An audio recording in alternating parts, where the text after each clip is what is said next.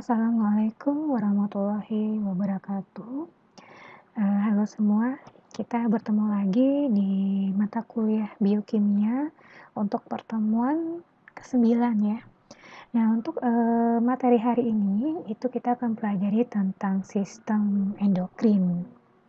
Jadi tujuan dari pembelajaran ini adalah untuk mengetahui sistem endokrin apa saja yang ada di dalam tubuh kita beserta dengan fungsinya masing-masing. Nah, sistem endokrin ini juga disebut dengan sistem hormon. Nah, ini merupakan sekelompok organ yang berintegrasi dan tersebar luas di dalam tubuh kita. Nah, fungsi dari organ-organ ini adalah untuk mempertahankan keseimbangan metabolik dan juga mempertahankan keseimbangan hemostasis di dalam tubuh kita. Keseimbangan hemostasis ini maksudnya adalah tubuh kita ini berupaya untuk mencegah, misalkan kita jatuh, kemudian kita luka ya. Luka berarti keluar darah. Nah, jadi hemostasis itu artinya upaya tubuh kita untuk mencegah terjadinya pendarahan. Dan juga fungsinya untuk mempertahankan keenceran darah dalam tubuh kita sehingga nanti sirkulasi darah dalam tubuh kita itu berjalan dengan lancar. Nah, mengapa disebut dengan endokrin? Jadi ada istilah endokrin, ada istilah eksokrin ya. Nah, ini kenapa disebut dengan sistem hormon endokrin? Itu dikarenakan N itu maksudnya di dalam ya, kalau X itu di luar. Jadi disebut dengan sistem endokrin itu dikarenakan hasil sekresinya atau hasil buangannya itu tidak dibuang keluar tubuh, tetapi masuk ke dalam aliran darah. Jadi nanti si kelenjar endokrin ini menghasilkan sekresi berupa hormon. Nah, hormonnya tidak keluar melalui tubuh kita seperti urin ya, tapi hormon itu masuk ke dalam darah kita. Sedangkan kalau sistem eksokrin itu artinya sekresinya itu dibuang keluar tubuh, seperti kelenjar ludah ya, membuang ludah keluar ya, kemudian ada keringat, kemudian ada urin yang dibuang keluar tubuh kita. Nah, di dalam tubuh kita ini ada lebih kurang 50 hormon yang kesemuanya adalah produk sel dari sistem endokrin. Nah, ini beberapa kelenjar yang disebut dengan kelenjar endokrin atau kelenjar hormon ya, kita sebut juga dengan kelenjar hormon karena kelenjar ini menghasilkan buangan berupa hormon. Nah, jadi ada 7 kelenjar endokrin atau kelenjar hormon yang ada dalam tubuh kita. Mulai dari hipofisis, tiroid, paratiroid, adrenal, pankreas, ovarium, dan testis. Nah, untuk video kali ini itu akan gue batasi sampai ke kelenjar adrenal. Kita lihat pertama kali dari kelenjar hipofisis.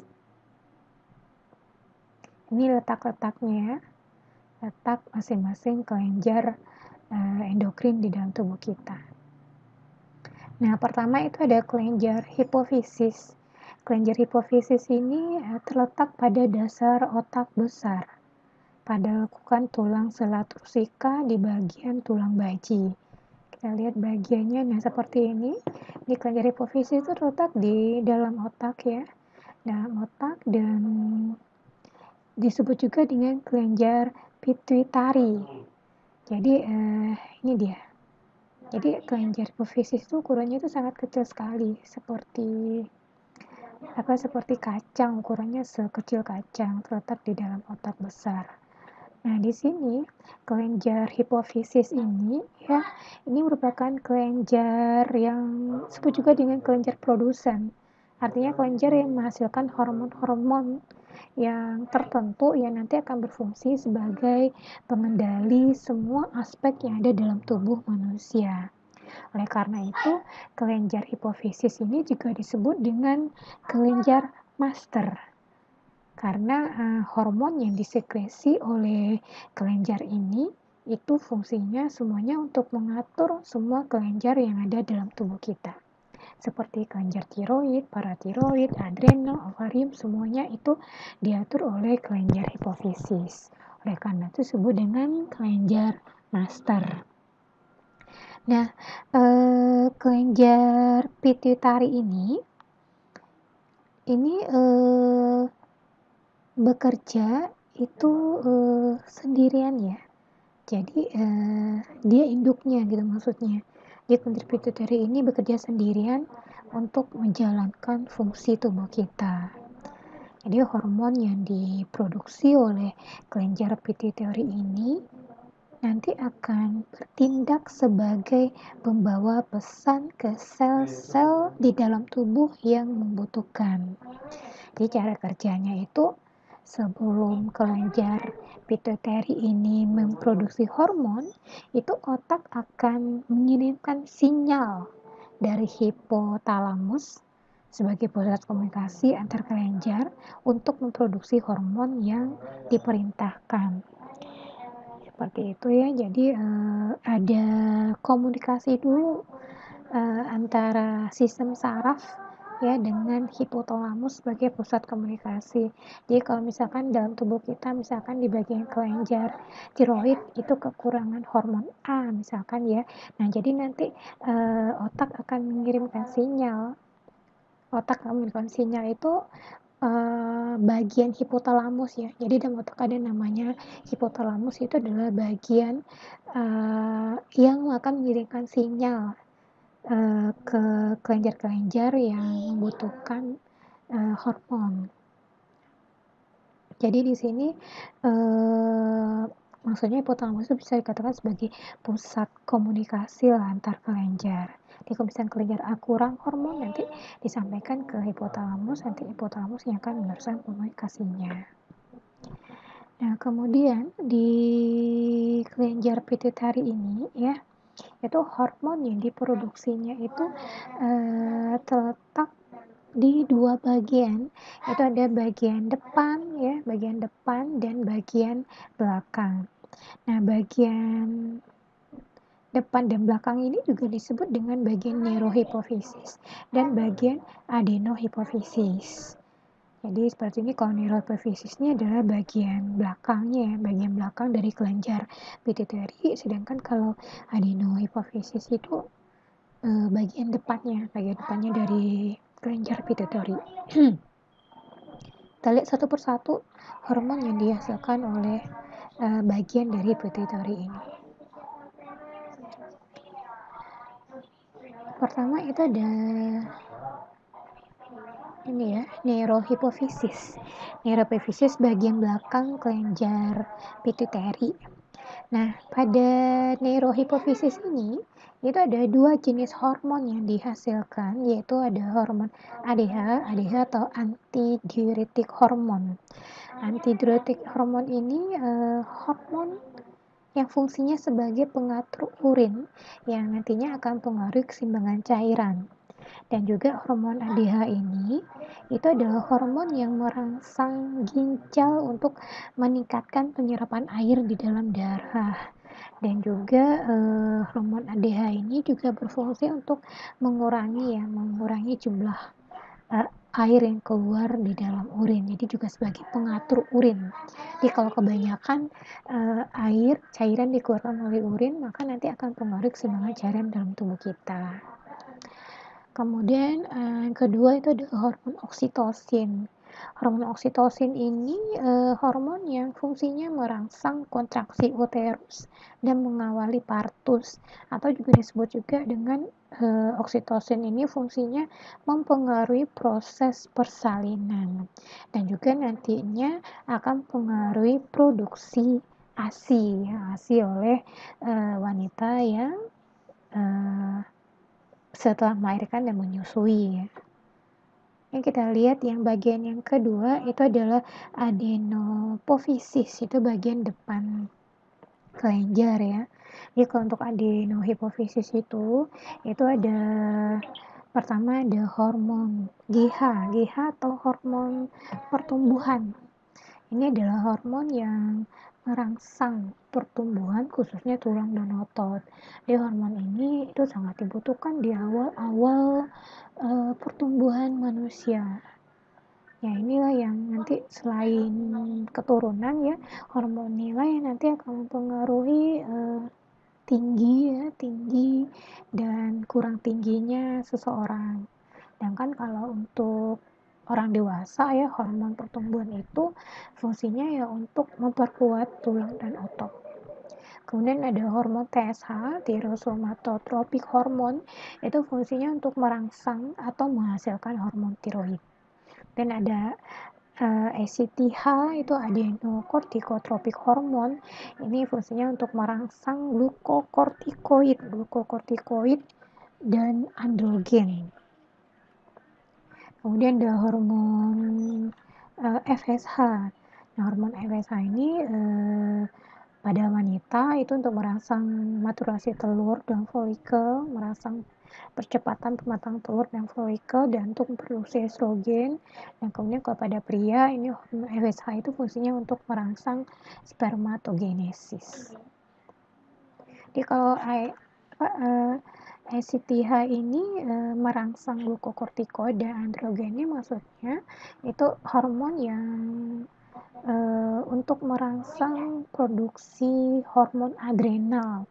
Nah, nanti ini juga akan mempengaruhi kelenjar adrenal karena di sini ada sedikit hormon adrenal yang dihasilkan.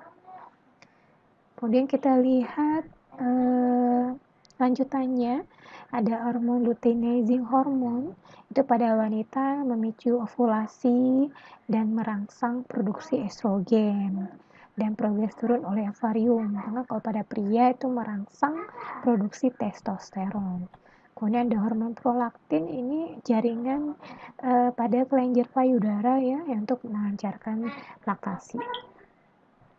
Kemudian kita lihat kelenjar selanjutnya. Nah, ini kelenjar selanjutnya itu adalah kelenjar yang terletak di bagian tengah leher yang berbentuk seperti kupu-kupu seperti ini. Nah, yang disebut dengan kelenjar tiroid. Nah, kelenjar tiroid ini pada sebagian orang itu kata tiroid itu masih awam ya. Tapi kalau kita sudah mengetahui fungsinya ya, itu sangat fatal sekali jika ada kerusakan pada kelenjar tiroid ini. Jadi kelenjar tiroid ini merupakan kelenjar yang fungsinya untuk, salah satu fungsinya itu untuk mengatur metabolisme tubuh kita. Jadi jika kelenjar tiroid ini rusak ya, berarti nanti akan terjadi kekacauan metabolisme dalam tubuh kita.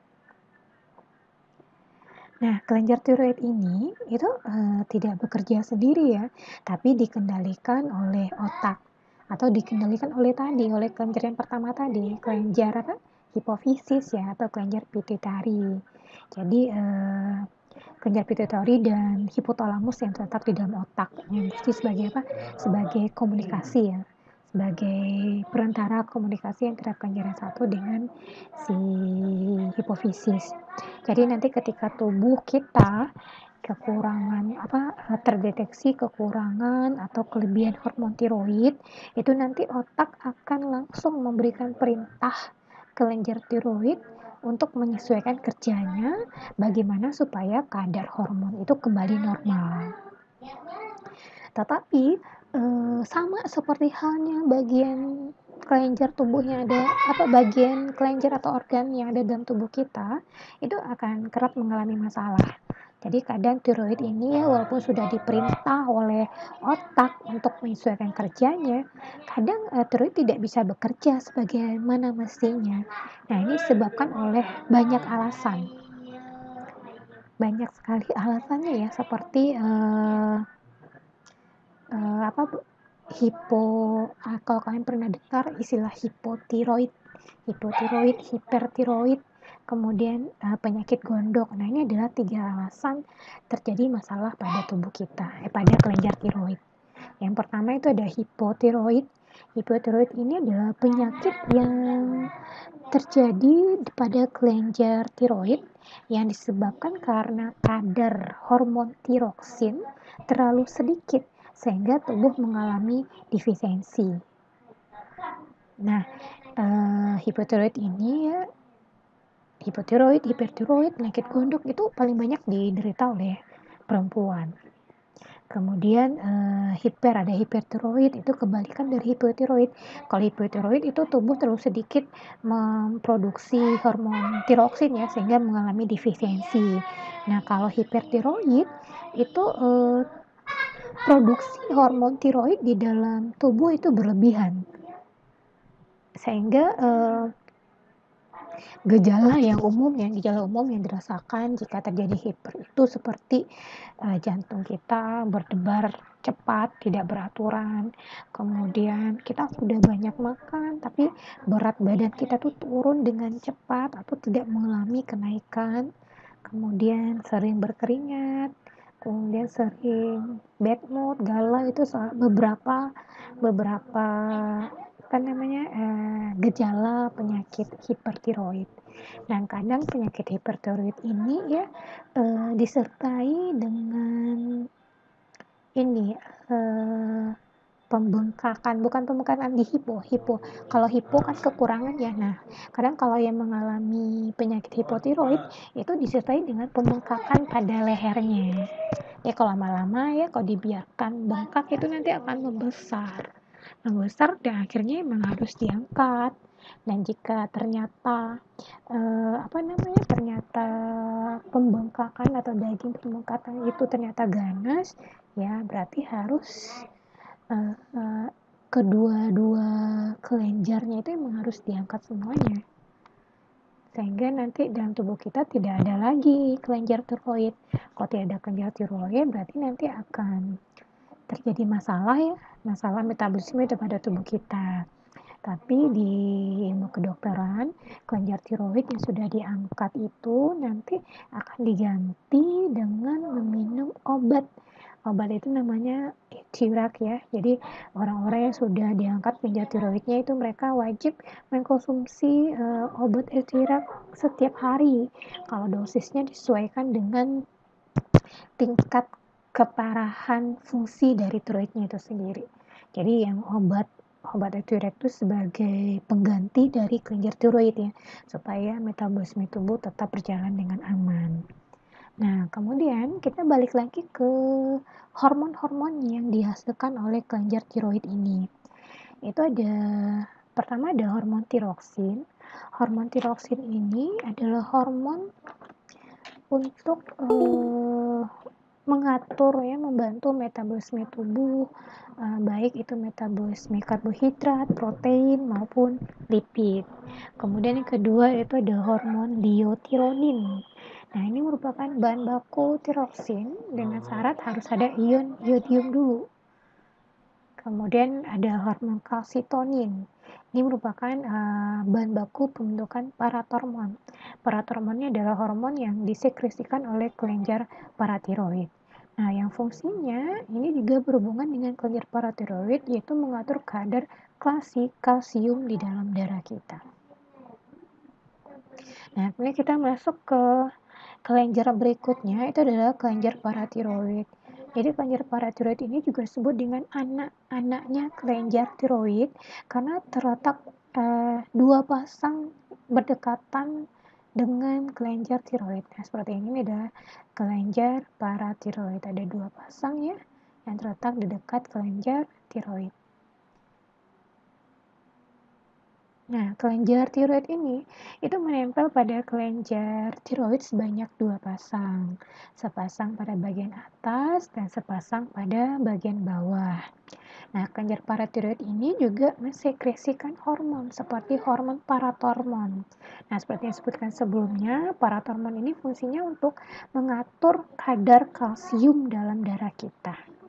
Nah, kalau kita kekurangan kalsium bagaimana? Itu akan berefek kepada proses pembekuan darah dan ke keroposan tulang gigi kita, karena kalsium itu fungsinya adalah untuk mempercepat pembekuan darah ya bila terdapat luka pada tubuh kita, dan juga untuk membantu proses pembentukan dan memperkuat tulang dan gigi. Kemudian kita masuk ke kelenjar adrenal. Nah, kelenjar adrenal ini itu disebut juga dengan kelenjar anak ginjal.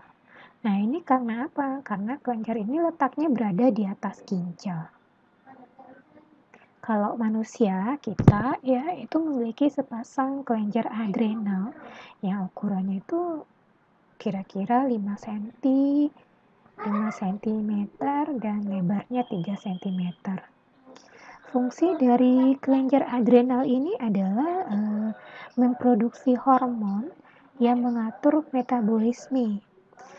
Selain mengatur metabolisme, fungsi hormon kelenjar ini juga sebagai sistem pertahanan tubuh, menyeimbangkan tekanan darah ya, dan juga untuk untuk menopang kesehatan dan kualitas hidup kita.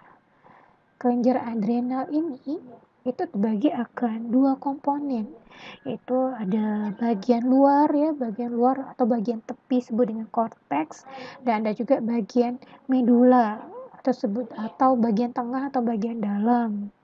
Nah, kedua komponen ini menghasilkan produk hormon yang berbeda-beda. Kita lihat dulu bagian korteksnya ya. Nah, bagian korteks itu menghasilkan hormon glukokortikoid.